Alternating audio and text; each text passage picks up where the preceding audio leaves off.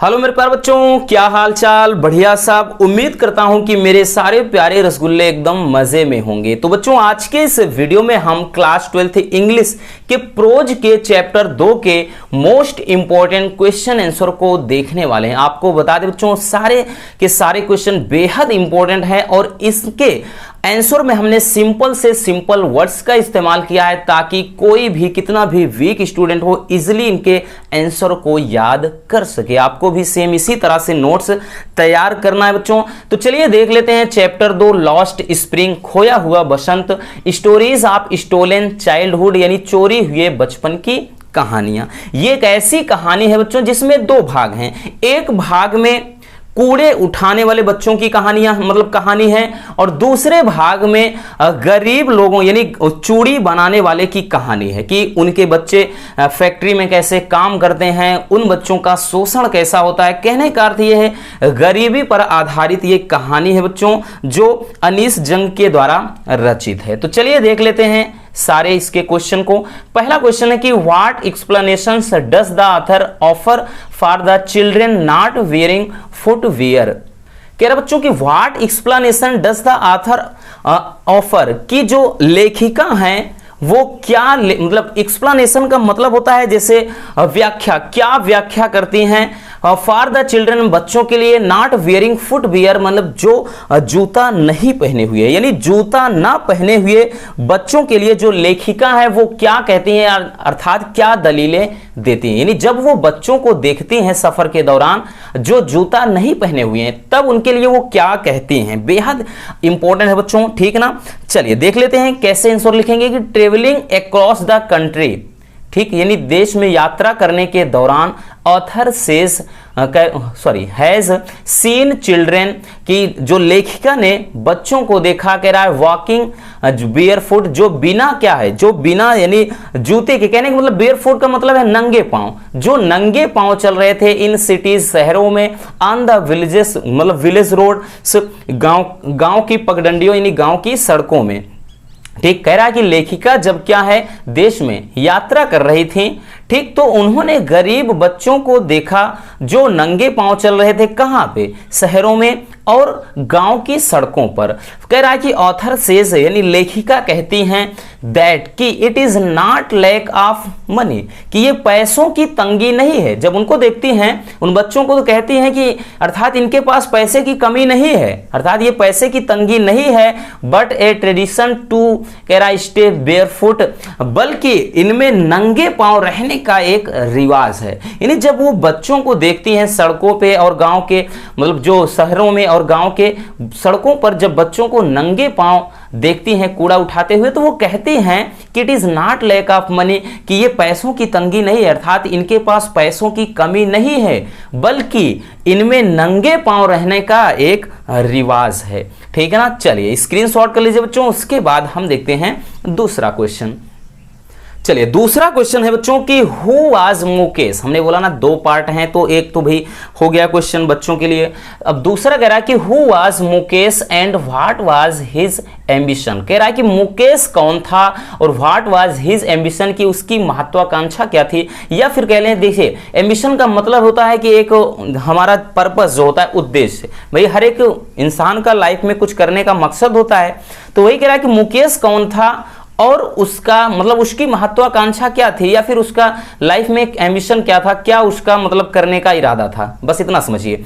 तो देखिए कैसे लिखेंगे बच्चों कि Mukesh was the son of a poor bangle maker in Firozabad. तो हमने बताया ना कि जो मुकेश है क्या था, Mukesh was the son of poor bangle maker, गरीब चूड़ी बनाने वाले का बेटा था इन फिरोजाबाद यानी फिरोजाबाद में। तो मुकेश फिरोजाबाद में एक गरीब चूड़ी बनाने वाले का बेटा था और ही इंसिस्ट, कह रहा he insist on being his own master, यानी वह स्वयं का मालिक बनने पर जोर देता है।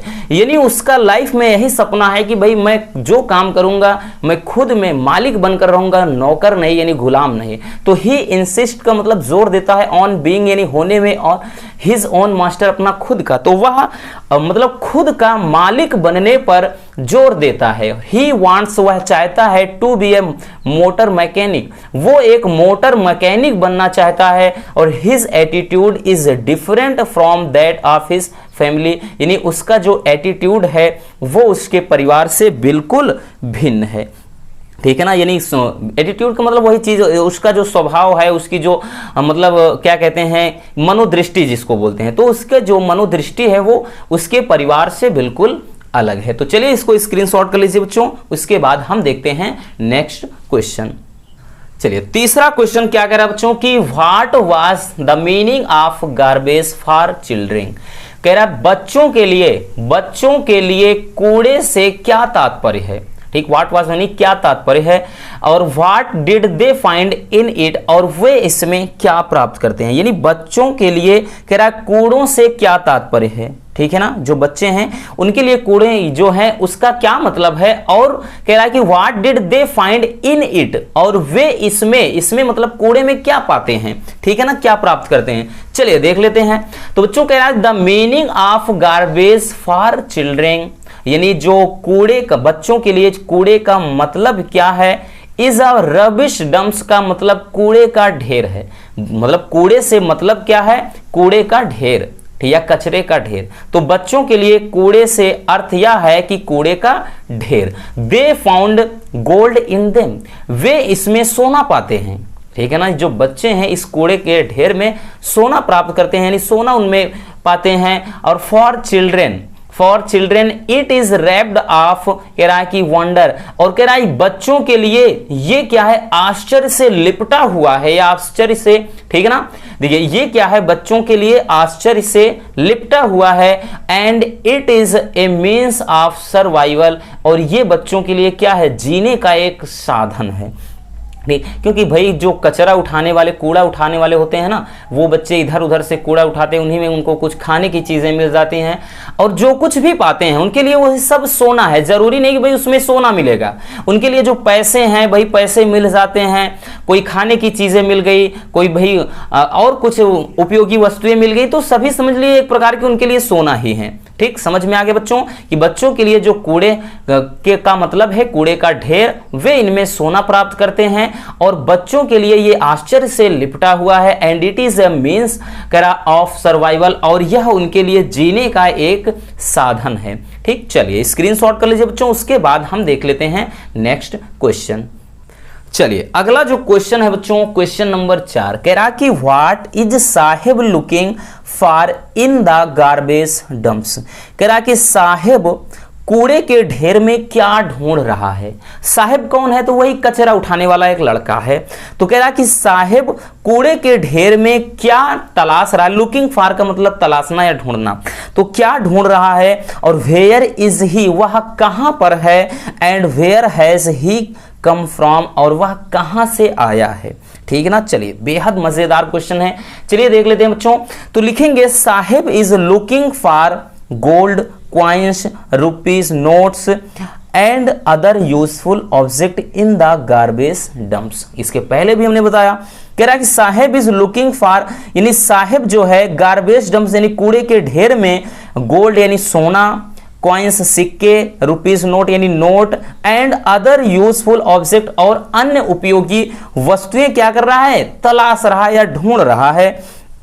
और he is living in Seemapuri in Delhi, वह दिल्ली के सीमापुरी में रहता है। ठीक है ना, मतलब वह दिल्ली के सीमापुरी में रह रहा है या रहता है। और he has come from Bangladesh, वो कहां से आया है, तो वो क्या है बच्चों, बांग्लादेश से आया है। ठीक है ना, यानी उनको लाया गया, हमने बोला ना कि उनका शोषण हो रहा है। ठीक, चलिए मजेदार क्वेश्चन था, इसको स्क्रीनशॉट कर लीजिए। चलिए अगला क्वेश्चन है क्वेश्चन नंबर 5। सारे क्वेश्चन बहुत इजी हैं बच्चों, ऐसा मत सोचिएगा ना कि ज्यादा क्वेश्चन, ज्यादा नहीं है भाई, 4 से 5 तो हर एक चैप्टर में इंपॉर्टेंट है और भाई 8 नंबर की बात है, 4-4 नंबर के आपके 2 क्वेश्चन होंगे, पहले ही आपको बता दिया है। इसलिए बच्चों इनको तो आपको तैयार करना ही पड़ेगा। देखिए कह रहा है कि हाउ इज मुकेश, कह रहा Mukesh attitude to his situation different from that, कह रहा कि ऑफ हिज फैमिली। कह रहा कि देखिए बच्चों हाउ इज, भाई जुबान को क्या हुआ, बड़ा इधर उधर हो रही है। खैर चलिए बच्चों, कह रहा how is Mukesh attitude to his situation, to his situation माने उसकी परिस्थितियों के बारे में, ठीक है ना। कह रहा है कि अपनी परिस्थितियों के बारे में मुकेश की जो मनोदृष्टि है अपने परिवार से किस प्रकार भिन्न है, ठीक है ना। वो कह रहा कि अपनी परिस्थितियों के बारे में मुकेश की जो मतलब जो एटीट्यूड है, यानी मुकेश का जो एटीट्यूड है उसके परिवार से किस प्रकार डिफरेंट यानी भिन्न है, यानी किस प्रकार अलग है। तो इससे मिलता जुलता क्वेश्चन तो हमने ऊपर भी देख लिया बच्चों। तो लिखेंगे कि Mukesh want to be a motor mechanic, कि मुकेश एक मोटर मैकेनिक बनना चाहता है। ठीक, यहां पर यही बात हो रही है कि भाई जो उसके घर वाले हैं वो तो क्या है, गरीब चूड़ी बनाने वाले हैं, और वो भी चाहते हैं कि ये भी क्या करे, चूड़ी ही बनाए। तो वे लिखेंगे कि Mukesh wants to be a motor mechanic, कि जो मुकेश है वो एक मोटर मैकेनिक बनना चाहता है। व्हाइल हिज फैमिली, लेकिन उसके जो परिवार के सदस्य हैं, कह रहा follows the inherited trade off bangle maker. तो लेकिन जो उसके परिवार वाले हैं, देखिए इनहेरिटेड का मतलब होता है बच्चों विरासत में, तो इनको ये जो पेशा है वो विरासत में मिला है। तो वही चीज कह रहा है कि जो उसके परिवार वाले हैं विरासत में मिले चूड़ी, मतलब विरासत में मिले काम को क्या करते हैं, उसको मतलब उससे चूड़ी बनवाना चाहते हैं, ठीक है ना।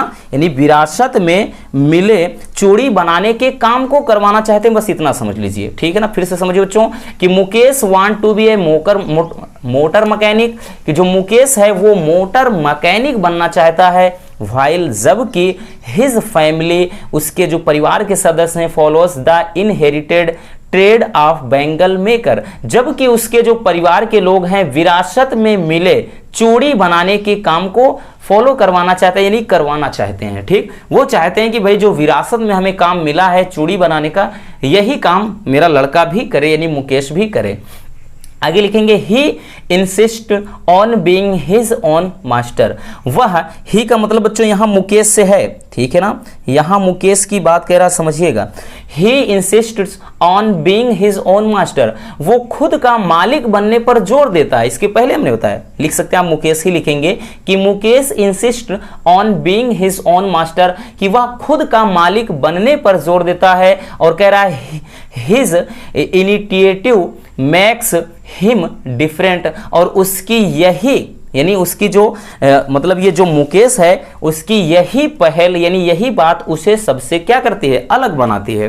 यानी मुकेश की यही पहल उससे मतलब उसे अलग बनाती है। तो ये बच्चों आज के इस वीडियो में हम चैप्टर 2 के मोस्ट इंपॉर्टेंट 5 क्वेश्चन को देख चुके हैं, और आपको भी ऐसे ही नोट्स तैयार कर लेना है चैप्टर वाइज। हर एक चैप्टर का आपको हम इंपॉर्टेंट क्वेश्चन आंसर कराएंगे, आपको टेंशन नहीं लेना। तो बस आज के इस वीडियो में इतना ही। उम्मीद करता हूँ वीडियो आपके लिए काफी ज्यादा हेल्पफुल रही होगी, और वीडियो पसंद आए तो प्लीज वीडियो को लाइक कर देना, और नए हैं तो चैनल को सब्सक्राइब जरूर कर लीजिए। Love you, bye bye, take care.